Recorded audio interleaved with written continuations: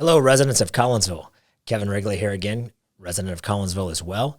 I wanted to jump on here for a moment today to talk with you about the City Scoop newsletter. I received it in my mail the other day, as all of you have as well. I read the massive home rule piece they put in there on the front 2 pages.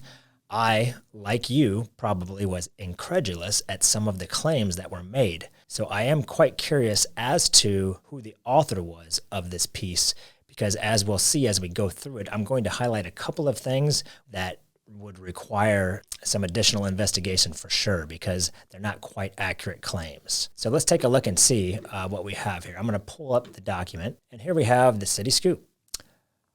Just want to scroll down to the first part highlighted here. It says here that since home rule was obtained, it has allowed Collinsville to rely on sales tax revenue and not property tax revenue as the city's primary financial source. As we talked about in a previous video and in several presentations to some of the residents, the property tax revenue has never been primary funding source for the city. We have always been a mix of different revenue sources, with sales tax always being the largest percentage of where we are deriving our revenue from. So that will not change whether we eliminate or keep home rule. We will still have a sales tax in place, and we would still have the ability, if it was demonstrated that it would be needed, to put an additional non-home rule sales tax in place that we would, of course, have the opportunity to vote on. Next, let's take a look at the hotel motel tax and food and beverage tax. I have that highlighted next. It seems to be that they are insinuating, and if you talk to a lot of the residents who haven't had a chance to look into it as in depth, it seems that they are insinuating that we are going to lose the hotel motel tax and lose the food and beverage tax. However, neither one of those are home rule related revenue sources. We had those prior to home rule, and we will have those after home rule. So if you look here, they talk about the hotel motel tax. It goes back down here to say the next most impactful revenue source has been made possible through home rule is the food and beverage tax. Tax was extended in 2018. That's correct. So let's just take a look at the 2006 budget, which was done in 2005. Here we go. So let's scroll down to part of the hotel motel tax. Here we go. As you can see, the hotel tax, we've had that at least since 1996. I'm assuming we've had it prior to that, but this is as far back as the budgets go on the website. But we've had that, and we'll continue to have that. Same thing with the food and beverage tax. We've had that at least since 1996. These are not home rule related revenues. We had them prior to home rule. We will have them after home rule. Let's go back to the City Scoop.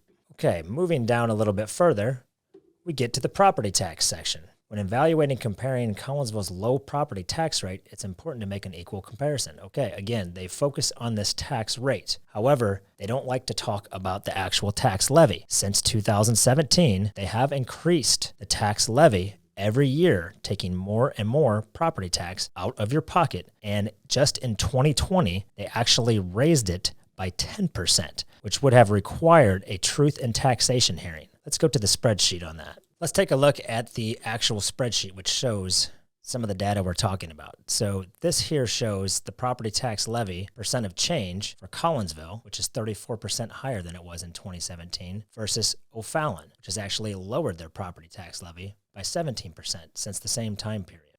Here, you can see it by the levy numbers themselves. Again, they had it flat for a while, but in 2017, they ramped it up every year for the last 5 years. Let's go back to the City Scoop. Okay, taking it down a little further, the claim here is in 2005, home rule status is what allowed Collinsville to add all these new employees. If we go up here, it shows a total of 23 employees added. These staffing increases were only made possible through the home rule status and the revenues generated by the home rule sales tax. Again, the problem with that, as mentioned on the prior video, is that this home rule sales tax was not instituted until 2008, with full collections not starting until 2009. So how did they hire 23 total employees in 2005 with the revenues generated from the home rule sales tax? That obviously city does not hold water. Lastly, let's take a look at this other claim, which says they've used home rule to more effectively manage nuisance properties. They already have the ability through the municipal code to address nuisance properties. They do not have to have home rule to address that. In closing, thank you again for joining me on this short video.